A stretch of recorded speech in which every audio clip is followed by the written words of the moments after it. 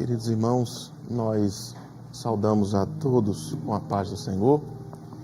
Louvamos a Deus pela oportunidade feliz que Ele nos concede de uma vez mais estar cultuando ao seu nome, engrandecendo ao nome que é sobre todo o nome. Eu agradeço a Deus por essa oportunidade e também quero tornar pública a minha gratidão ao meu pastor, o pastor da igreja, o pastor Ailton, a quem Deus confiou a obra no estado de Pernambuco, representado aqui nesta noite na pessoa do pastor Josiel. Quero agradecer ao meu pastor a confiança.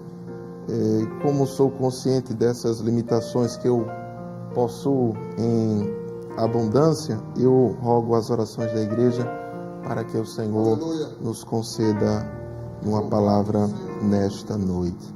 E queridos, gostaria de convidá-los a abrirmos as nossas Bíblias na Epístola de Tiago, no capítulo de número 5. Tiago, capítulo 5, nos versículos de número 7 ao versículo de número 12. Tiago, capítulo 5, nos versículos 7 ao versículo de número 12, nos diz o texto da palavra do Senhor: Sede, pois, irmãos, pacientes até a vinda do Senhor. Eis que o lavrador espera o precioso fruto da terra, aguardando-o com paciência, até que receba a chuva temporã e serôdia. Sede vós também pacientes, fortalecei o vosso coração, porque já a vinda do Senhor está próxima. Irmãos, não vos queixeis uns contra os outros, para que não sejais condenados, eis que o juiz está à porta. Meus irmãos, tomai por exemplo de aflição e paciência os profetas que falaram em nome do Senhor. Eis que temos por bem-aventurados os que sofreram. Ouvistes qual foi a paciência de Jó, e vistes o fim que o Senhor lhe deu, porque o Senhor é muito misericordioso e piedoso. Mas, sobretudo, meus irmãos, não jureis nem pelo céu, nem pela terra, nem façais qualquer outro juramento, mas que a vossa palavra seja sim, sim e não, não, para que não caiais em condenação. Glórias a Deus.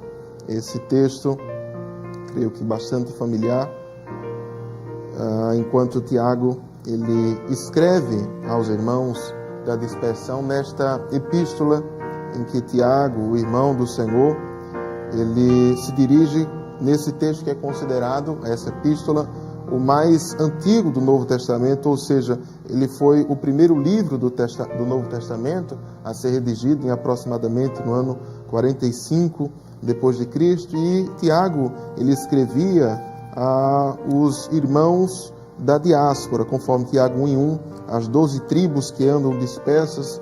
Essa seria uma provável referência aos judeus convertidos, aqueles que faziam parte da nação de Israel, mas estavam espalhados pelo mundo. E nós vemos que ao final dessa epístola tão maravilhosa, nós vemos Tiago trazendo uma exortação à paciência, uma exortação a que os irmãos estivessem, ainda que com paciência, mas atentos à iminente volta do Senhor Jesus. E é sobre isso que gostaríamos de meditar nesta noite, sobre essa expressão que diz em Tiago capítulo 5 e o versículo de número 8, porque já a vinda do Senhor está próxima. O servo do Senhor, quando se utiliza dessa expressão no versículo 8, ao falar sobre esta vinda que está próxima, ele utiliza um termo grego, parousia, que tem um sentido básico de presença. E neste contexto ele é utilizado para destacar a iminência desse evento auspicioso, esse evento maravilhoso que está no coração de cada salvo, de cada remido, a esperança da vinda do Senhor para buscar o seu povo, para buscar a sua igreja. Nós vemos essa expressão sendo utilizada por diversas vezes no Novo Testamento. Por exemplo, o texto bíblico assim nos refere, glórias a Deus, no Evangelho de Mateus, capítulo 16, no versículo de número 27, diz: porque o Filho do Homem virá na glória de seu Pai com os seus anjos, e então dará a cada um segundo as suas obras. A vinda do Senhor ela ainda é referenciada nos evangelistas, Marcos capítulo 8, versículo 38, João capítulo 21, versículo 22, quando naquela oportunidade o Senhor diz: se eu quiser que ele fique até que venha, fazendo referência aos discípulos após o encontro com Cristo ressurreto. Poderíamos citar ainda 1 aos Tessalonicenses, capítulo 2, o versículo 19, capítulo 3, versículo 13, ainda no capítulo 4, versículo 15, creio eu que esse muito mais conhecido de todos nós, quando o apóstolo Paulo ele faz referência aos crentes de Tessalônica acerca desta vinda. Dizemos-vos, pois, isto pela palavra do Senhor, que nós, os que ficarmos vivos para a vinda do Senhor, não precederemos os que dormem. Porque o mesmo Senhor descerá do céu com alarido, e com voz de arcanjo, e com a trombeta de Deus, e os que morreram em Cristo ressuscitarão primeiro. Depois nós, os que ficarmos vivos, seremos arrebatados juntamente com Ele nas nuvens, a encontrar o Senhor nos ares, e assim estaremos sempre com o Senhor. Portanto, consolai-vos uns aos outros com estas palavras. Ainda 5 e 23 de 1 Tessalonicenses, e na segunda epístola, no capítulo 2, versículo 1. Para Tiago, a referência que ele transmite, inspirado pelo Espírito Santo, é que já naquele tempo estava se vivendo nos últimos dias. No capítulo 5, versículo 3, ele diz: o vosso ouro e a vossa prata se enferrujaram, e a sua ferrugem dará testemunho contra vós, e comerá como fogo a vossa carne. E ele diz no trecho final do versículo: entesouraste para os últimos dias.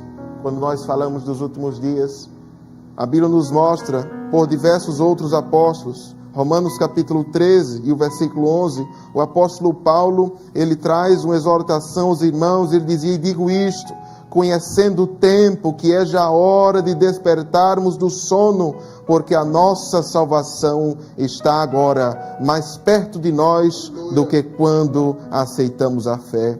1 de Pedro, no capítulo 4, no versículo número 7, o apóstolo nos diz a seguinte expressão: e já está próximo o fim de todas as coisas, portanto, sede sóbrios e vigiai em oração. O escritor anônimo aos Hebreus, ele traz uma palavra muito maravilhosa, conforme uma tradução bíblica, Hebreus 10 e 37, é assim escrito: porque é pouco tempo e muito curto, porque o que há de vir virá e não tardará. A vinda do Senhor, como disse Tiago, ela está próxima. A vinda do Senhor, ela é iminente. A vinda do Senhor, ela está marcada no calendário e na agenda de Deus, e a cada tempo que passa, nós podemos ver como o texto sagrado é fiel. A vinda do Senhor está próxima.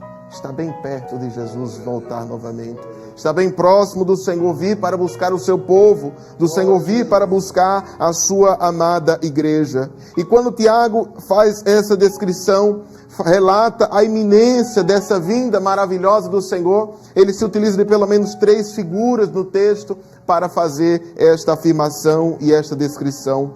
E ele descreve no versículo de número 7, que esta vinda do Senhor, que está tão próxima, ela é semelhante a uma colheita. Ela é semelhante ao momento em que se colhem os frutos.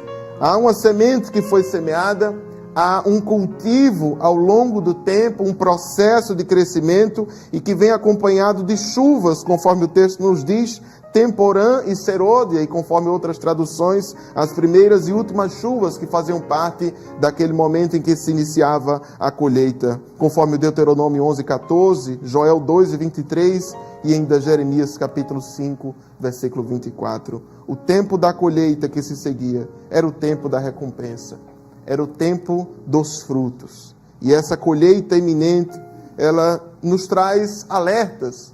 A colheita iminente é um alerta para o homem e ainda assim é um refrigério para os salvos. O texto nos diz em Romanos capítulo 6, versículo 21. Romanos capítulo 6, versículo 21. Nós podemos destacar dentro desse contexto da colheita que há frutos que são para vergonha e outros que são para alegria e santidade. Romanos capítulo 6, versículos 21 e 22 dizem o texto: e que fruto tinhas então das coisas de que agora vos envergonhais?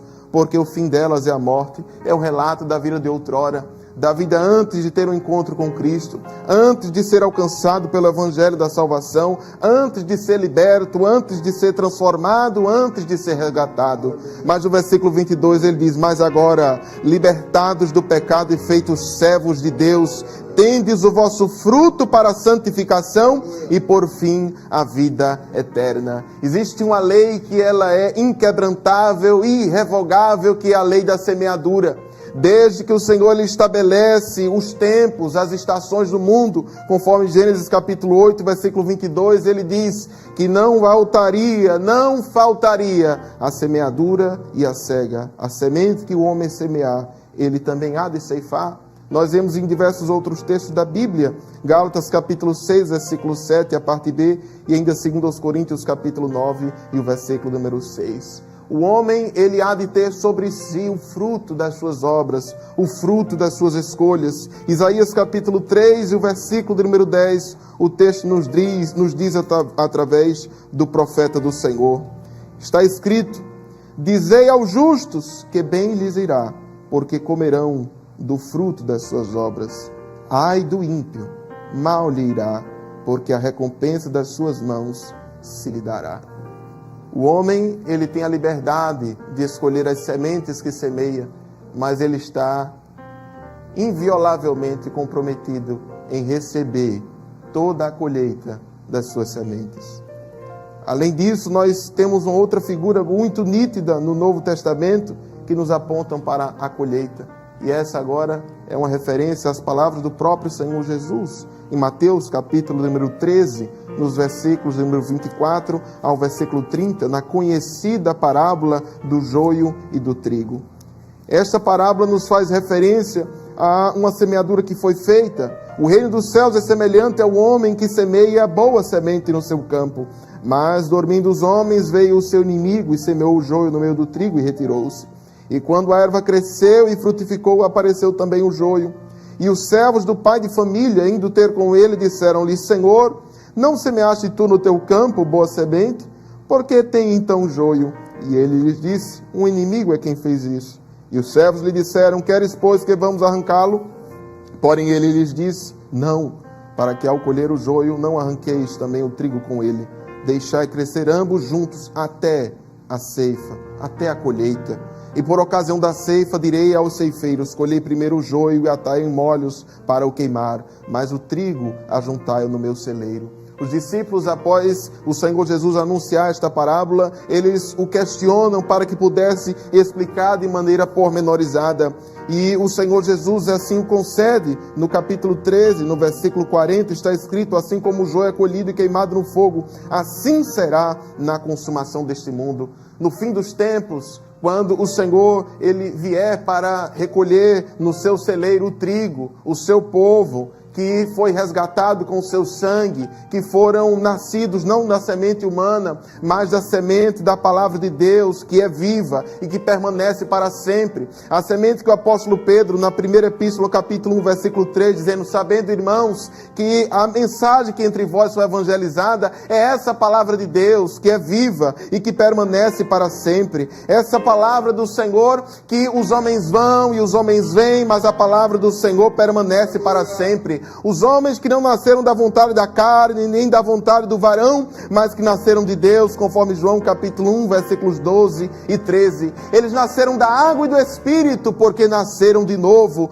pela intervenção do Senhor, convencendo-os do pecado, da justiça e do juízo, e deram ouvidos à mensagem do convite, à mensagem da salvação. A Bíblia Sagrada nos mostra que esses que depositam a sua fé no Senhor, crendo na palavra, porque a fé vem pelo ouvir e o ouvir pela palavra, eles atendem a mensagem, atendem a palavra que convida ao Mestre, o Senhor Jesus, que diz: quem tem sede, vem a mim e beba. A estes que atendem ao convite, ao chamado, esses nascem de novo, são filhos de Deus, nascem da semente maravilhosa da palavra do Senhor e são trigo, conforme nos diz o texto sagrado.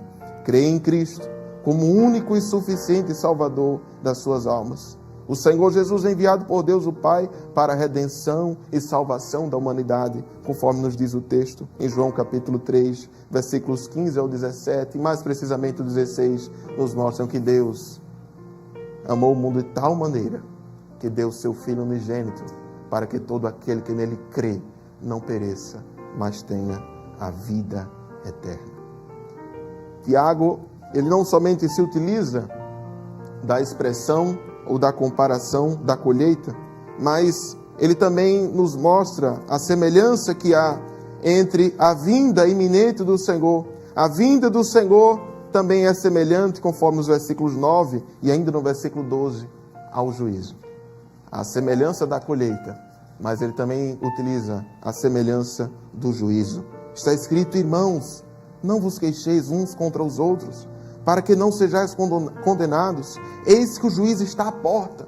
A expressão aqui, ele se usa da figura de linguagem para, assim como alguém está na iminência de adentrar um recinto, ele está na porta, naquele que é um instrumento de controle de fluxo de pessoas, ele está dizendo assim: olha, ele está bem próximo, ele está bem à porta. Não permita que nada atrapalhe, não permita que nada lhe faça incorrer em condenação. É por isso que também ele o diz no versículo 12, para ter o cuidado até mesmo com o que se pronuncia, para ter o cuidado em não incorrer em juramento, para não cair em condenação. Ele traz a ideia novamente da iminência da vinda do Senhor, e essa vinda iminente está associada ao juízo de Deus, ao juízo do Senhor. E nesse aspecto do juízo de Deus, nós podemos destacar, em primeiro lugar, a situação de condenação dos homens. Não é que o homem ele vai ser visto ali no momento da vinda do Senhor. Qual é essa situação? Pelo contrário, a Bíblia nos mostra que a situação do homem já está dada. O homem já está condenado. A condenação dos homens, ela fica transparente, nítida, cristalina diante da justiça de Deus. O salmista no Salmo 7, verso 11, ele diz que ele é um justo juiz. Ele é justo, ele é fiel, ele nos pesa em balanças fiéis. E este justo juiz, ele há de julgar toda a humanidade. Os homens, eles não sentem-se muitas vezes confortáveis em estar submetidos a juízos de diversos lugares ou de diversas esferas. Mas este juiz, Gênesis 18, 25, enquanto Abraão intercedia, ele dizia: não fará, pois, justiça o juiz de toda a terra. Ele julga a todos. Não importa aonde se viva, não importa o que alguém possa afirmar diante de sua condição social. A Bíblia nos mostra que ao culpado ele não tem por inocente. Naum capítulo 1, versículos 2 e 3. Diante deste que é o juiz de toda a terra, não somente ele o julga, mas a Bíblia nos mostra que ele também é a testemunha fiel. A testemunha que conhece todas as coisas e as relata com fidedignidade e verdade. Diante deste juiz de toda a terra, não há como alguém dizer: mas isso faz muito tempo que aconteceu, isso foi em tempos passados. Não há como alguém alegar isso, porque Eclesiastes 3:15 está escrito: o que é já foi, o que há de ser também já foi, e Deus pede contas do que passou. Este justo juiz, não somente a justiça é destacada, fica em relevo no texto, mas ao perceber que ela anda de mãos dadas com a sua santidade. Jó 15:15 e ainda Jó 25:5 diz que nem os céus são puros diante dos seus olhos. Esses olhos que João disse que são como chamas de fogo. Abacuque, ele disse no capítulo 1, versículo 13: tu és tão puro de olhos que tu não podes contemplar o mal. A condenação do homem frente à justiça de Deus, ela é certa. A situação não é fácil. A condenação, ela é merecida porque Deus, ele colocou, instituiu e avisou ao primeiro casal: no dia em que comerdes desse fruto, certamente morrereis. E ali foram os nossos pais, optaram em assimilar o vírus do pecado para toda a humanidade. E a Bíblia nos mostra de uma maneira muito clara: o salário do pecado é a morte. Mas glória a Deus, que o texto não para por aí. Mas o dom gratuito de Deus está disponível, a vida eterna por nosso Senhor Jesus Cristo.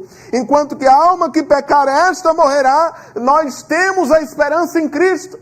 A justiça de Deus, como sendo inescapável, ela é simbolizada na pregação de João Batista. Ele disse: o machado está posto à raiz da árvore.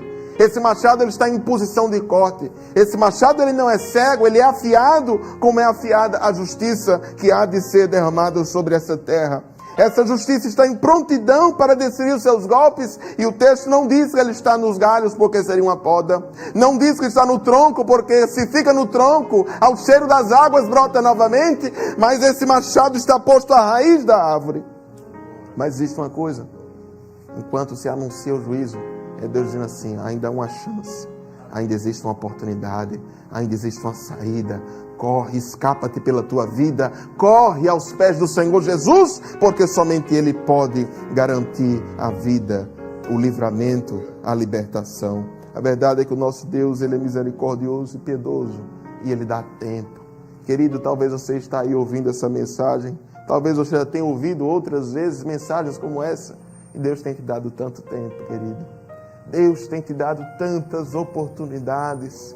Não desperdiça as oportunidades de Deus. A longanimidade de Deus tem aguardado pela tua vida porque Ele te ama, porque Ele tem algo na tua vida. Ele deseja te salvar. Ele não tem prazer na morte do ímpio. Antes Ele deseja que o homem se converta, que se quebrante, que se arrependa e que seja salvo.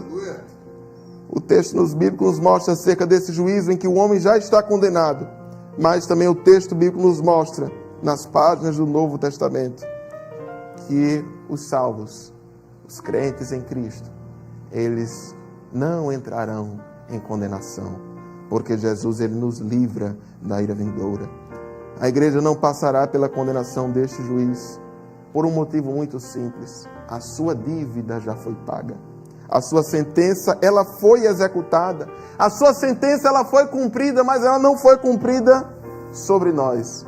Ela foi cumprida naquela cruz do meio, naquela cruz do Calvário. Jesus, Ele tomou o nosso lugar. Ele tomou a nossa ficha suja, corrida, manchada. Ele tirou aquilo que estava em nós da mancha e nos deu a sua justiça. Ele tirou de nós o nosso pecado e nos deu a sua santidade. E o texto nos mostra, em 2 Coríntios 5:21, aquele que não conheceu o pecado, Deus o fez pecado por nós, para que nele fôssemos feitos justiça de Deus. Isaías profetizou e disse: o castigo que nos traz a paz estava sobre ele, e pelas suas pisaduras nós fomos sarados. Colossenses 2:14, o apóstolo Paulo diz que ele pegou o escrito da dívida que nos era contrário, que estava nas suas ordenanças como que pendente de pagamento pela nossa condição de pecado, pela nossa condição diante da sua justiça, e ele a cravou, rasgou, cancelou e cravou na cruz. É por isso que nos diz o texto, e é cantado na canção: nenhuma condenação há para aqueles que estão em Cristo Jesus. Não há condenação porque é Deus quem o justifica. O apóstolo diz: quem é que vai intentar acusação contra aqueles que são escolhidos de Deus? É Deus quem o justifica, é Cristo quem morreu, é Ele quem ressuscitou para a justificação da humanidade. Romanos capítulo 5, no versículo número 16, o apóstolo Paulo, ele também nos diz uma profunda verdade acerca da justificação em Cristo. Romanos capítulo 5 e o versículo 16, e ainda no versículo 1 está escrito no texto sagrado: glória a Deus, e não foi assim o dom como a ofensa, por um só que pecou. Porque o juízo veio de uma só ofensa, na verdade, para a condenação, mas o dom gratuito veio de muitas ofensas para a justificação. Sendo, pois, justificados pela fé, crendo que o sacrifício de Jesus é suficiente para pagar os nossos pecados, crendo que o sacrifício de Jesus é suficiente para nos garantir a vida eterna, justificados pela fé, agora nós não estamos em inimizade com Deus, nós não somos estranhos, nós não estamos com medo de estar na presença de Deus, mas agora nós temos paz com Deus, por nosso Senhor e Salvador Jesus Cristo. Paz com Deus. A justiça de Deus está satisfeita, não pelos nossos méritos, não pela nossa capacidade, mas pelo que foi feito na cruz do Calvário. E Paulo diz em Romanos capítulo 10, versículo 9: se com a tua boca confessares ao Senhor Jesus e em teu coração creres que Deus o ressuscitou dos mortos, serás salvo. 1 Tessalonicenses 1:10 diz o texto: Jesus que nos livra da ira vindoura. Ele nos livra da ira vindoura porque Ele tomou o nosso lugar. Ele foi ali para o banco dos réus. Ele disse: Pai, eu quero assumir a culpa. A sentença eu quero que caia sobre mim, para que eles possam ter vida. Vida eterna. Vida em abundância. Tiago, ele assemelha a essa vinda iminente do Senhor com uma colheita, com o juízo. Mas ele também assemelha, em terceiro e último lugar, a uma restauração. O texto nos diz, no versículo de número 11, eis que temos por bem-aventurados os que sofreram. Ouvistes qual foi a paciência de Jó, e vistes o fim que o Senhor lhe deu, porque o Senhor é muito misericordioso e piedoso. Nós podemos olhar nesse texto, Jó ele sendo tomado como um emblema, como um exemplo, como uma referência. Não apenas pelo sofrimento que viveu ao longo da sua história, mas assim como os santos, os crentes em Cristo que estão nessa terra passam por diversos sofrimentos, por lágrimas, como foi cantado aqui nesta noite. Mas Tiago aqui nos está lembrando, e vistes o fim que o Senhor lhe deu, porque o Senhor é muito misericordioso e piedoso. É por isso que nós, à luz desse texto, podemos afirmar sem dúvidas, o melhor de Deus ainda está por vir. Já é maravilhoso ter Jesus na vida aqui. É maravilhoso a presença do Espírito Santo na nossa vida. Mas nem metade da glória celeste, como diz o hino, jamais se contou ao mortal. A restauração de todas as coisas há de acontecer quando o Senhor vier para buscar o seu povo. E assim como foi também na vida de Jó, Jó estava vivendo as angústias até que em um momento, diz o texto em Jó 38:1, depois destas coisas, depois disso, o Senhor apareceu a Jó. E quando Jó tem um contato com Deus, no capítulo 42, nos versículos de número 1 em diante, ele diz: eu sei, Senhor, que tu tudo podes, nenhum dos teus pensamentos pode ser impedidos. E naquela oportunidade o texto nos diz que o Senhor virou o cativeiro de Jó, no versículo de número 10. Também há de ser assim quando o Senhor vier para buscar o seu povo. Enquanto existe aperto, enquanto existe luta, enquanto existem lágrimas, que o Senhor um dia há de enxugar. Naquele dia, no momento em que Ele vier para buscar o seu povo, toda lágrima será enxugada. O cativeiro, ele será virado. E nós não estaremos mais em terra estranha, como disse o salmista. Ele dizia: como nós entoaremos o cântico do Senhor em terra estranha? Mas nós estaremos em Jerusalém celestial, estaremos vendo o Senhor face a face, assim como Ele é. Atos dos Apóstolos, capítulo 3, versículo 21, Lucas, o médico amado, ele descreve a vinda do Senhor na seguinte expressão: o qual convém que o céu contenha até aos tempos da restauração de tudo. Quando Ele vier, Ele há de restaurar todas as coisas. Haverá novo céu, haverá nova terra. Os salvos terão um novo nome, vão receber lá uma pedrinha branca. Não haverá morte, não haverá pranto, não haverá choro, não vai ter posto de saúde, não vai ter virose, não vai ter Covid, não vai ter enfermaria, não haverá nada disso. Se cumprirá o texto da palavra do Senhor, e te lembrarás dos trabalhos da tua mocidade, como águas que já passaram, que já se foram. Na segunda epístola de Pedro, no capítulo 3, no versículo 13, ele nos traz uma expressão inspirada pelo Espírito Santo. Glória a Deus, glória ao Senhor. Bendito é o Senhor para todo sempre. A vinda do Senhor é próxima, é iminente, é a qualquer momento, nos diz o texto. Mas nós, segundo a sua promessa, aguardamos novos céus e nova terra em que habita a justiça. Aos Filipenses, no capítulo 3, versículo 20, o apóstolo Paulo diz: irmãos, a nossa cidade não é aqui. Nós não estamos na nossa pátria, mas a nossa cidade está nos céus. A nossa cidade está nos céus, de onde também nós aguardamos o nosso Senhor e Salvador Jesus Cristo. Quando o Senhor restaurar todas as coisas, nós estaremos cumprindo nas nossas vidas a bem-aventurada esperança. da igreja a presença do Senhor. É maravilhoso. Ruas de ouro, mar de cristal, portas de pérolas abertas. Tudo isso é lindo.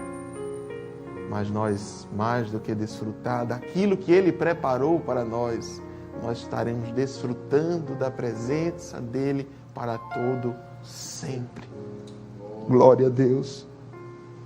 E quando Tiago faz essas três comparações, se utiliza dessas três similaridades, da colheita, do juízo e da restauração, nós podemos ver ao longo das páginas do texto sagrado que Tiago, inspirado pelo Senhor, estava ratificando o que o próprio Senhor Jesus já havia anunciado. A vinda do Senhor, é verdade que ela vem de uma forma iminente, mas ela é precedida de sinais. Ela é precedida de sinais que o próprio texto bíblico, que o próprio Senhor Jesus anunciou. Mateus capítulo 24, ele disse que surgiriam falsos cristos, haveria guerras, rumores de guerras. O mundo está em guerra, querido. Fomes, pestes, terremotos, perseguição, ódio aos cristãos, tempos de traição, de escândalos, de falsos profetas, de multiplicação da iniquidade, de esfriamento do amor, de difusão do evangelho entre as nações. Ele disse que seria como nos dias de Noé, que eram dias de desobediência ao Espírito, Gênesis capítulo 6, dias de maldade, corrupção generalizada, de violência, de pecaminosidade dos homens. Seria como nos dias de Ló, dias de grande pecado, o sodomismo era praticado e publicado. Os homens viviam dissolução, 2 Pedro 2:7. Eram dias em que o justo sentia aflição no seu coração diante daquilo que via e ouvia, conforme 2 Pedro capítulo 2, versículo 8. Eram dias de escassez de justo, conforme Gênesis capítulo 18, em que não foi possível encontrar homens ou pessoas suficientes para salvar as cidades de Sodoma e Gomorra diante da sua pecaminosidade e impenitência. Mas diante dos sinais, diante do texto bíblico, diante da afirmação de Tiago, dizendo que a vinda do Senhor está próxima, é iminente, isso é motivo de vigilância, mas é motivo de muita esperança, porque o Senhor Jesus ensinou em Lucas 21 e 28, quando essas coisas começarem a acontecer, olhai para cima, levantai a vossa cabeça, porque a vossa redenção, ela está mais próxima de nós agora, do que quando nós aceitamos a fé. Há um pouquinho de tempo, nós não sabemos dizer o precisar, o momento, as horas, os minutos, os dias, mas se há mais de 2000 anos atrás o apóstolo João, ele disse que já era a última hora. Nós estamos vivendo há mais de 2000 anos depois. A qualquer momento nós podemos aguardar que ouviremos um toque ecoando por este globo terra, em que não estaremos em condição de relatar, porque no momento, num abrir e fechar de olhos, ante a última trombeta, nós seremos arrebatados para constar com o Senhor. Não haverá tempo para se reconciliar, querido, não haverá tempo para voltar à igreja, não vai ter como falar com um crente ao lado, porque vai ser muito rápido, e ele estará vindo a qualquer momento, a qualquer hora. Pode esse culto nem terminar hoje, porque os sinais eles estão cumpridos e estão cumpridos. E poderia se perguntar, que sinal mais falta? É porque Deus é longânimo, é porque Deus dá tempo, é porque Deus dá oportunidade. Mas saiba disso, querido. O Senhor lhe diz em Apocalipse capítulo 22, palavras de Jesus, palavras do Senhor Jesus. Apocalipse 22, versículo 7. Eis que presto venho. Presto venho. Jesus, ele há de vir. Jesus breve vem. A qualquer momento. Eu não me canso de repetir isso, porque essa palavra está em meu coração e eu preciso lhe dizer nessa noite. A qualquer momento. Esteja pronto para Jesus voltar hoje. Não deixe para que você tente uma reconciliação no amanhã. Não faça isso. Nós não sabemos se ele volta hoje, agora. E nós nem sabemos se continuaremos a viver no amanhã. Não deixe para amanhã. Volte para Cristo hoje. Venha a Cristo agora. O apóstolo diz em 2 Coríntios, capítulo 6, versículo 2. Ouvi-te em tempo aceitável. Socorri-te no dia da salvação. Eis aqui agora o tempo aceitável. Eis aqui agora o dia da salvação. O dia que Jesus quer te salvar é hoje. A hora que Ele quer é agora. Ele quer transformar a tua vida agora. Ele quer te fazer sentir a presença dEle agora, nesse exato momento, para sentir a alegria, o gozo do céu e ter a certeza de que eu posso partir agora e eu estarei com o Senhor para estar para sempre ao seu lado, nos seus braços, adorando e engrandecendo por toda a eternidade, pelos séculos dos séculos. Entrega-te a Cristo hoje. Não deixes para amanhã. Não perca a oportunidade. Não perca a chance. Você já ouviu tantas vezes ser falado da vinda do Senhor. Mas o texto nos diz em Hebreus, se hoje ouvides a sua voz, não endureçais o vosso coração. O Mestre está cá e Ele te chama, porque Ele te ama e Ele deseja te salvar. Eu agradeço a oportunidade, em nome de Jesus.